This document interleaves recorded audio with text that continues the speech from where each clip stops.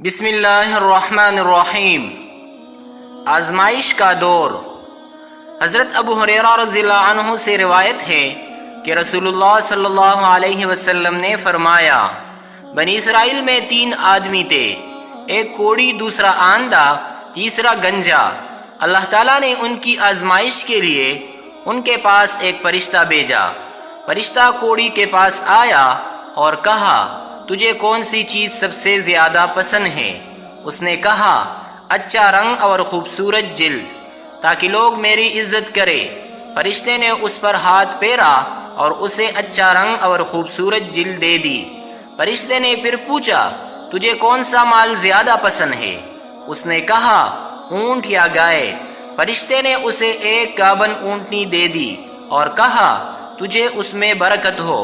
فرشتہ گنجے کے پاس آیا اور پوچھا، تجھے کون سی چیز زیادہ پیاری ہے؟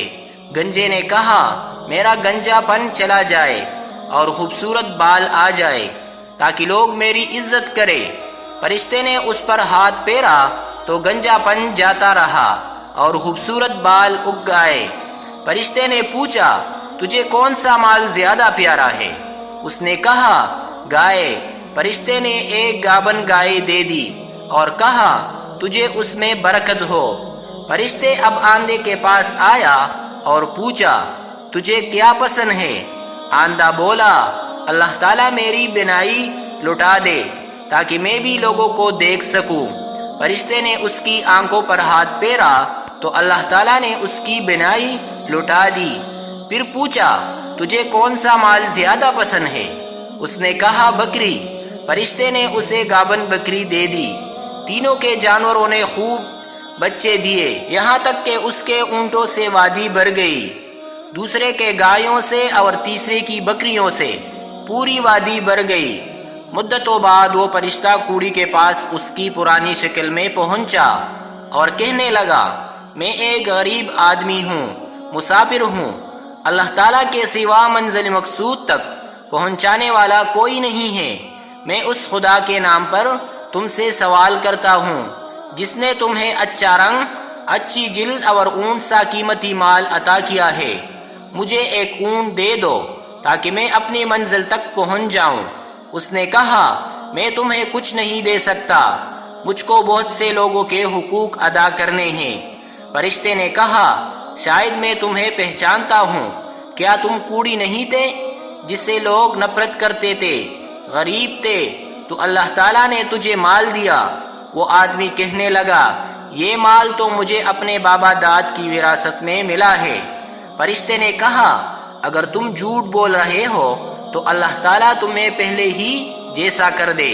فرشتہ گنجے کے پاس اس کی پرانی شکل میں پہنچا اور اس سے بھی ویسے ہی کہا جیسا کہ کوڑی سے کہا تھا، اور اس سے بھی اللہ کے نام پر کچھ مال مانگا، لیکن گنجے نے بھی کوڑی کی طرح کچھ دینے سے انکار کر دیا۔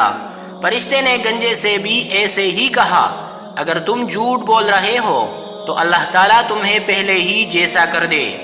اب فرشتہ آندھے کے پاس اس کی پرانی شکل و صورت میں پہنچا اور اس سے کہا، میں ایک غریب آدمی ہوں، سفر میں ہوں، اللہ تعالیٰ کے سوا منزل مقصود تک پہنچانے والا کوئی نہیں ہے۔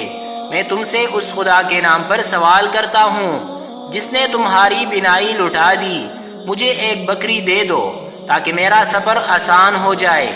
اس نے جواب دیا، واقعی میں آندھا تھا، اللہ تعالیٰ نے مجھے میری بینائی واپس کر دی۔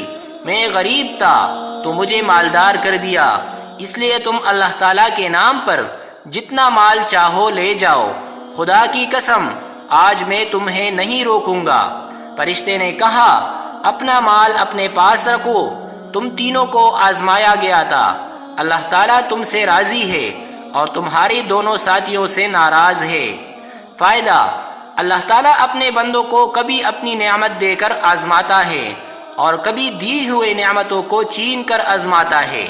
بندے کو ہر حال میں اللہ تعالیٰ کا شکر گزار بننے رہنا چاہیے، اور یہ بھی معلوم ہوا کہ آدمی کو اللہ کی دی ہوئی نعمت اور مال و دولت پر اترنا نہیں چاہیے، ورنہ ہو سکتا ہے کہ ناشکری کی سبب آئی ہوئی دولت چلی جائے، جیسا کہ ارشاد باری تعالیٰ ہے، بسم اللہ الرحمن الرحیم وَإِذْ تَعَذَّنَ رَبُّكُمْ لَئِن شَكَرْتُمْ لَأَزِيدَنَّكُمْ وَلَئِن كَفَرْتُمْ إِنَّ عَذَابِي لَشَدِيدٌ۔ اور یاد کرو جب تمہارے رب نے سنا دیا کہ اگر احسان مانو گے تو میں تمہیں اور دوں گا، اور اگر ناشکری کرو تو میرا عذاب سخت ہے۔